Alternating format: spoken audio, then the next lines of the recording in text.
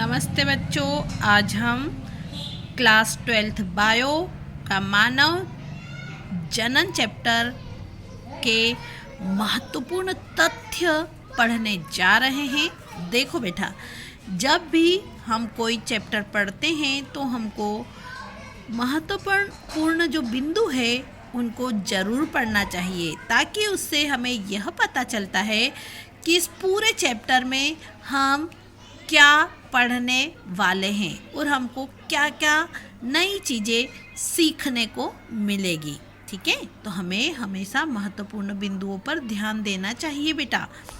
चलो मैं आपको इस टॉपिक के महत्वपूर्ण जो बिंदु है वो बता देती हूँ।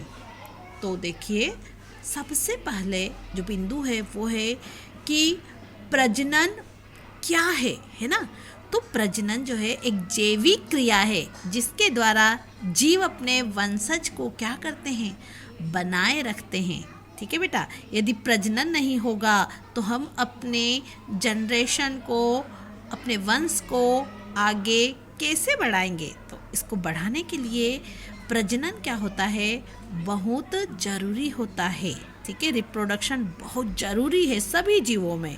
ठीक है, चाहे वो पौधा हो या कोई इंसान हो या कोई जानवर हो, सभी में प्रजनन एक महत्वपूर्ण जैविक प्रक्रिया है। ठीक है, प्रजनन के द्वारा उत्पन्न जो जीव है वो हमेशा अपने माता पिता के लक्षणों के समान ही होंगे। ठीक है, कैसे होंगे? प्रजनन के द्वारा जो जीव उत्पन्न होता है वो अपने माता पिता के समान होता है। ठीक है, फिर प्रजनन की जो क्रिया है द्वारा आनुवांशिक लक्षण माता पिता से ही संतानों में पहुंचाए जाते हैं। हम कहते ना, मैं तो मेरी मम्मी जैसी दिखती हूँ, मैं तो मेरे पापा जैसी दिखती हूँ। तो ये क्या है? आनुवांशिक लक्षण है जो कि हमारे माता पिता से हमारे अंदर आए हैं और हमसे किस में जाएंगे? हमारे संतान में जाएंगे, हमारे बच्चों में जाएंगे। ठीक है, तो आनुवांशिक लक्षणों को एक पीढ़ी से दूसरी पीढ़ी में पहुंचाने का काम जो है रिप्रोडक्शन प्रक्रिया के द्वारा ही संभव है। ठीक, अब जो मासिक धर्म है जिसको हम एमसी बोलते हैं, मेंस्ट्रुअल साइकिल कहते हैं, ये कितने दिन का होता है? तो बेटा ये 28 दिन का साइकिल होता है। ठीक है, हर 28 दिन में पीरियड टाइम रिपीट होता है। ठीक, मनुष्य में जो निषेचन की प्रक्रिया है, मतलब मादा में जो निषेचन की प्रक्रिया है, ये कहाँ पर होगी मैम? तो ये होगी फैलोपियन नलिका में, जिसको बोलते हैं फैलोपियन ट्यूब, उसी के अंदर निषेचन की प्रक्रिया होगी। और यही क्वेश्चन अभी 12th बोर्ड एग्ज़ाम में भी पूछा गया था कि मनुष्य में निषेचन की क्रिया जो है कहाँ पर होती है, और आपको 4 ऑप्शन दे दिए थे, तो आपको फैलोपियन ट्यूब पे टिक करना था। ठीक है, अब अगला जो है पॉइंट बिंदु वो है एंटी फर्टिलाइजिंग प्रोटीन युक्त पदार्थ। मैम ये एंटी फर्टिलाइजिंग प्रोटीन युक्त पदार्थ ये कहाँ पर होता है? तो बेटा ये शुक्राणु में पाया जाता है। ठीक है, कहाँ पर पाया जाता है? ये शुक्राणु में। और शुक्राणु किस में बनते हैं? नर में बनते हैं। ठीक है, यह अंडाणु में प्रवेश का क्या बनाता है? मार्ग बनाता है। देखो, एक मैंने छोटा सा जो है डायग्राम बनाने की कोशिश की है कि ये है मैम अंडाणु और ये है शुक्राणु। अब शुक्राणु में भी ये जो एक्रोसोम वाला सिरा है, इसी के अंदर पाया जाता है एंटी फर्टिलाइजिंग प्रोटीन। मैम ऐसा क्यों? क्योंकि ये क्या करेगा? इस दीवार को, इस अंडाणु की दीवार को जहाँ पर ये चिपकेगा तो उसको गलाने का काम करेगा, और इसका जो न्यूक्लियस है, इसका जो जेनेटिक मटेरियल है, वो अंडाणु में पाए जाने वाले जेनेटिक मटेरियल से, उसके न्यूक्लियस से क्या करेगा? मिलेगा, है ना। तो इसको भेदने के लिए ये एंटी फर्टिलाइजिंग प्रोटीन बहुत ज़रूरी होता है शुक्राणु के लिए। ठीक है, अब देखो, अपरा जो है ये गर्भस्थ शिशु को पोषण प्रदान करता है। तो ये क्वेश्चन भी आता है परीक्षा में कि शिशु को पोषण कौन देता है? तो शिशु जो है अपना पोषण प्लेसेंटा के माध्यम से, अपरा के माध्यम से प्राप्त करता है। मनुष्य में जो लिंग निर्धारण है वो अंडाणु जब निषेचित होता है उसी समय हो जाता है। ठीक है, ये बाद में जो बातें सुनते हैं ना कि ये इतने दिन के बाद वो होगा, ऐसा तो ऐसा बिल्कुल नहीं है बेटा। जिस दिन अंडाणु फर्टिलाइज होता है, निषेचन जिस दिन होता है, उसी दिन डिसाइड हो जाता है कि लड़का होगा या लड़की होगी। ठीक है, अब देखो पुरुषों में जो प्रोस्टेट ग्रंथि है वो सहायक जनन ग्रंथि होती है। तो ये क्वेश्चन भी परीक्षा में पूछा जाता है कि पुरुषों की जो सहायक जनन ग्रंथि है वो कौन सी है। तो कौन सी ग्रंथि है? प्रोस्टेट ग्रंथि है, नाम याद रखना है आपको। शुक्राणु विभेदन के दौरान सर्टोली कोशिकाओं से जुड़े रहते हैं। तो ये क्वेश्चन भी परीक्षा में पूछा जाता है कि शुक्राणु जो है विभेदन के दौरान कौन सी कोशिकाओं से जुड़े रहते हैं। तो आपको लिख के आना है आंसर, सर्टोली कोशिकाओं से जुड़े होते हैं। ठीक है, अब एक क्वेश्चन आता है कि मादा के लिंग हार्मोन्स कौन कौन से हैं। तो आप लिख के आना एस्ट्रोजन, प्रोजेस्टेरॉन और रिलैक्सिन हार्मोन। ये 3 हार्मोन जो है लिंग हार्मोन होते हैं। ठीक है, कौन कौन से? एस्ट्रोजन, प्रोजेस्टेरॉन और रिलैक्सिन। ठीक, शुक्राणु का अंडाणु में प्रवेश जो है सक्रिय ध्रुव पोल से ही होता है। ठीक है, अब एक क्वेश्चन ये परीक्षा में बार बार पूछा जाता है कि हाइड्रा जो है, हाइड्रा में लैंगिक एवं अलैंगिक दोनों प्रकार का प्रजनन पाया जाता है। तो क्वेश्चन आता है एग्जाम में कि ऐसा कौन सा जीव है जिसमें लैंगिक प्रजनन भी होता है और अलैंगिक प्रजनन भी होता है।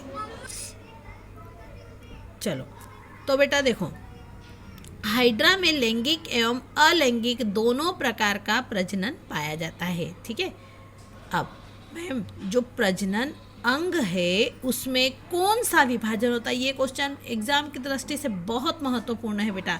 ये बार बार क्वेश्चन पूछा जाता है कि अर्धसूत्री विभाजन कहाँ पर होता है और समसूत्री विभाजन कहाँ पर होता है। तो देखो मैं आपको बहुत ही सरल शब्दों में बता रही हूँ, इसको अपने जीवन में हमेशा याद रखना कि जो हमारे प्रजनन अंग है उनमें अर्धसूत्री विभाजन पाया जाता है, और जिससे हमारी पूरी काया बनती है ना, हमारा पूरा शरीर बनता है ना बेटा, उसमें समसूत्री विभाजन पाया जाता है। तो एग्जाम में क्वेश्चन आता है कायिक कोशिकाओं में कौन सा विभाजन होता है। तो कायिक कोशिकाओं में समसूत्री विभाजन होता है, जबकि जो प्रजनन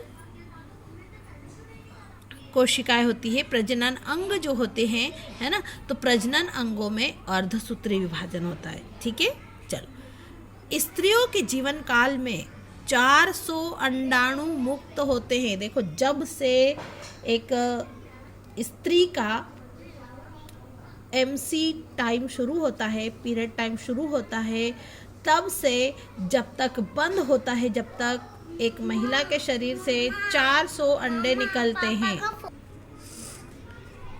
तो 400 अंडाणु जो है मुक्त होते हैं। मासिक धर्म का जो प्रारंभ है, शुरुआत जो है मैम कब से होना चाहिए, कब से शुरू होता है पीरियड टाइम? तो बेटा 12 वर्ष से 14 वर्ष की अवस्था में जो है पीरियड टाइम शुरू हो जाता है, और हो भी जाना चाहिए। ठीक है, अब जो गर्भावस्था का समय है वो 280 दिन या फिर 40 सप्ताह का समय होता है। और बेटा देखो ये जो आपको 40 सप्ताह कहा है ना, 280 दिन कहा है, ये अलग अलग जीवों में इसका जो टाइम है वो भी अलग अलग होता है। जब अभी मैं आगे आपको पूरा चैप्टर पढ़ाऊंगी तब मैं बताऊंगी कि कौन से जीव में कितना टाइम होता है। ठीक है, अभी यहाँ पर आप सिर्फ महत्वपूर्ण बिंदु देख रहे हैं, तो आप एक लाइन में अभी उत्तर देख रहे हैं। ठीक है, चलो द्विलिंगी जंतुओं में नर एवं मादा दोनों प्रकार के युग्मक जो है बनते हैं। मैम द्विलिंगी जंतु भी होते हैं क्या? हमने पौधे तो आपने पढ़ाया हमको, लेकिन जंतु भी होते हैं क्या? हाँ, तो जंतु भी द्विलिंगी होते हैं बेटा। तो वो कौन से जंतु हैं जिनमें कि नर वाला भाग भी पाया जाता है और मादा वाला भाग भी पाया जाता है, और नर का जो युग्मक है शुक्राणु है वो भी बनता है, और मादा का जो अंडाणु है वो भी बनता है। मैम ऐसा कौन सा द्विलिंगी जीव है, आप उसका नाम तो बताइए हमको। तो उसका नाम है फीताकृमि और केंचुआ, जो आप देखते हो ना अर्थवॉर्म। ठीक है, तो अर्थवॉर्म जो है उसमें द्विलिंगी जंतु है, मतलब नर और मादा दोनों भाग एक ही जंतु में पाए जाते हैं। और एक क्वेश्चन और यहाँ पर मैं आपको बताना चाहूँगी कि केचुआ जो है उसको किसानों का मित्र कहा जाता है। ठीक है, बेस्ट फ्रेंड है किसानों का केचुआ। ठीक, शुक्राणुओं को पोषण जो है कौन देता है, ये क्वेश्चन भी बार बार परीक्षा में पूछा जाता है।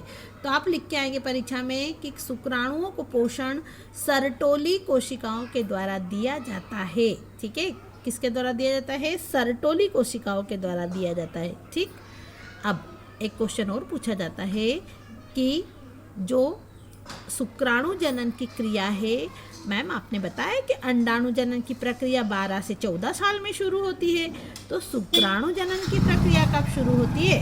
शुक्राणु जनन की प्रक्रिया 14 से 16 वर्ष की अवस्था में प्रारंभ हो जाती है। ठीक है बेटा, तो एक लड़की जो है वो 12 से 14 वर्ष में जो है उसमें मासिक धर्म आने लगता है, और पुरुष में शुक्राणु जो बनने की प्रक्रिया है वो शुरू हो जाती है 14 से 16 वर्ष की अवस्था में। तो यहाँ पर हमारे इस चैप्टर के महत्वपूर्ण बिंदु जो है वो कंप्लीट होते हैं। Thank you all of you for watching my video.